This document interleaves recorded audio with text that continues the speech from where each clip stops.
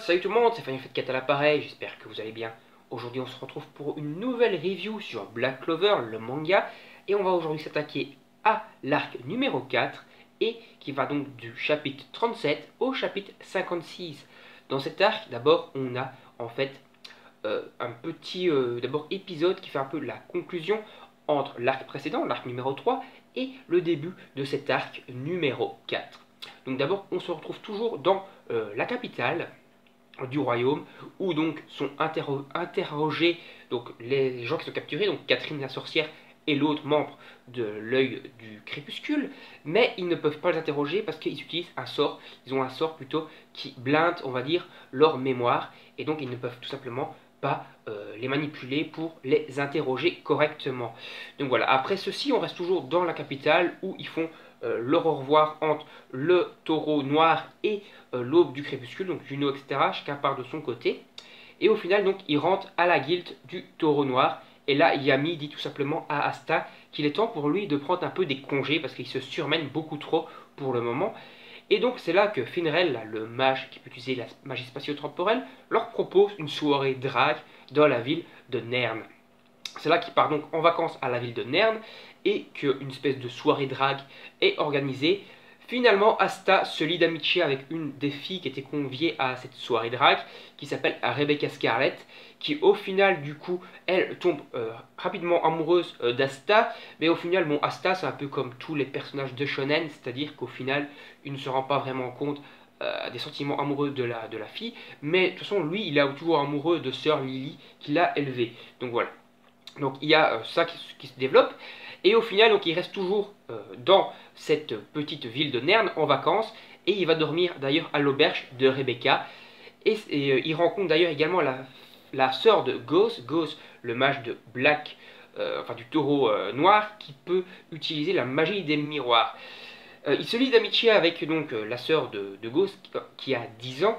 Et elle tombe amoureuse également de Asta, Ghost qui est, on va dire, 100% protecteur de sa petite sœur, s'énerve contre Asta, il essaye même entre guillemets de le tuer parce qu'il est un petit peu débile et what the fuck comme tous les membres du Taureau Noir, et donc il se bat avec Asta, et au final ils se rendent compte après leur combat que quasiment tous les enfants du village ont disparu et en fait ont été enlevés, parce qu'en fait un groupe de frères, Neige et son frère Varro, ont utilisé une magie pour hypnotiser les enfants et les emmener dans une grotte pour leur absorber leur énergie magique dans le but de les donner au chef de la compagnie du Taureau Noir, ou plutôt à Sally, c'est-à-dire la scientifique de la compagnie du Taureau Noir, la gonzesse qui avait déjà enlevé Asta dans l'arc numéro 3.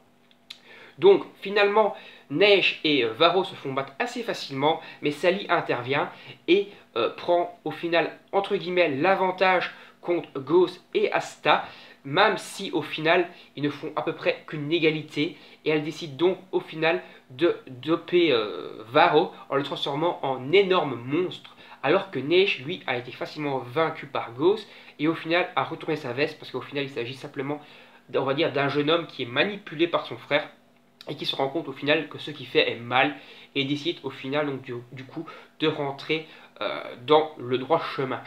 Donc Varro, qui est transformé en énorme monstre démoniaque, a largement l'avantage sur Ghost et compagnie, et Ghost au final sauve sa sœur et se bat, laissant Asta à son triste sort.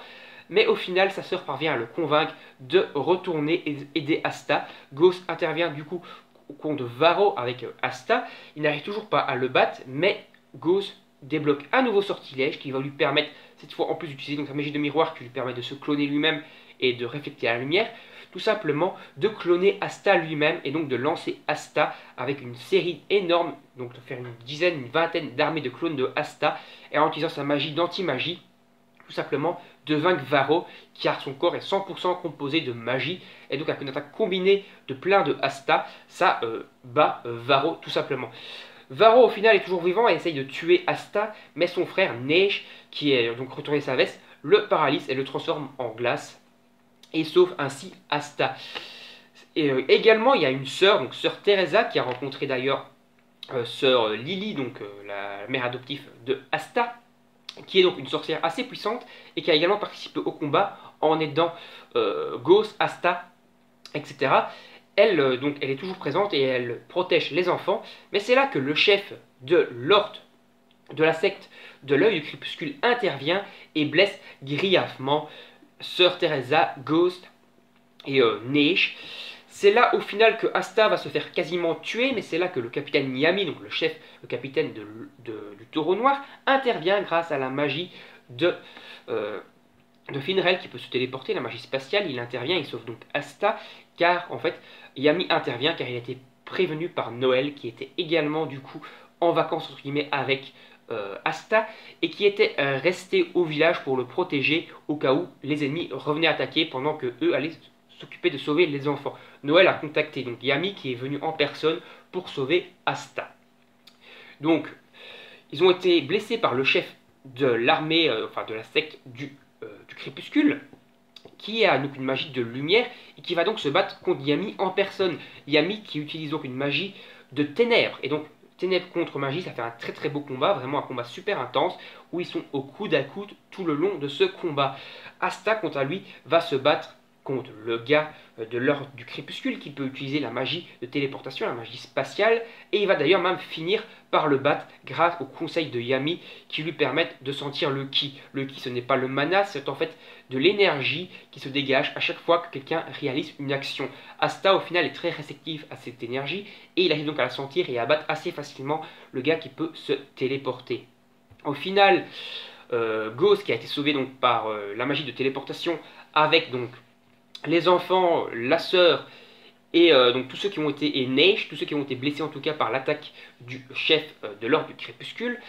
Il a donc été sauvé par la magie de téléportation lorsque donc Funrel a amené Yami. Il est reparti avec tout le monde qui était blessé pour les sauver et les amener au village.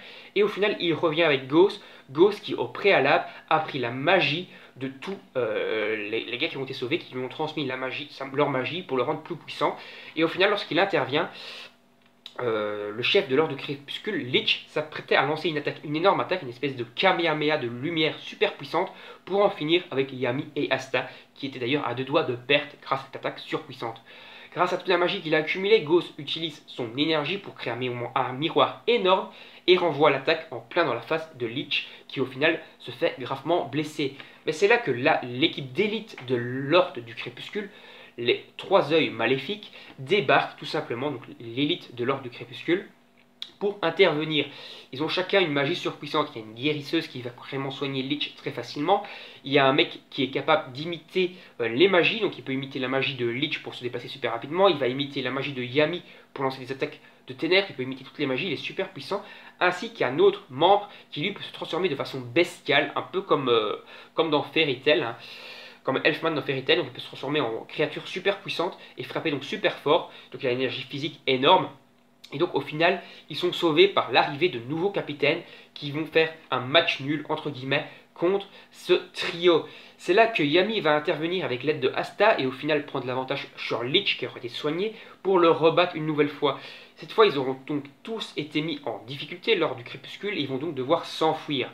Et c'est là au final qu'on va pouvoir interroger du coup les membres qui ont été arrêtés dans l'arc numéro 3 parce que du coup la magie de Lich aura été brisée et ils pourront du coup les interroger pour voir qu'il y a un traître parmi eux et ce traître est un capitaine. Mais on va s'intéresser au traître, à ce capitaine dans la vidéo prochaine, dans la review suivante. Ça se passe dans le tome 7 celui-là, et on va faire après un petit switch vers le chapitre, vers l'arc suivant, qui sera l'arc du temple sous-marin. Voilà, on s'arrête ici pour cette vidéo. Salut tout le monde, à la prochaine, en espérant que cette vidéo vous a plu. Salut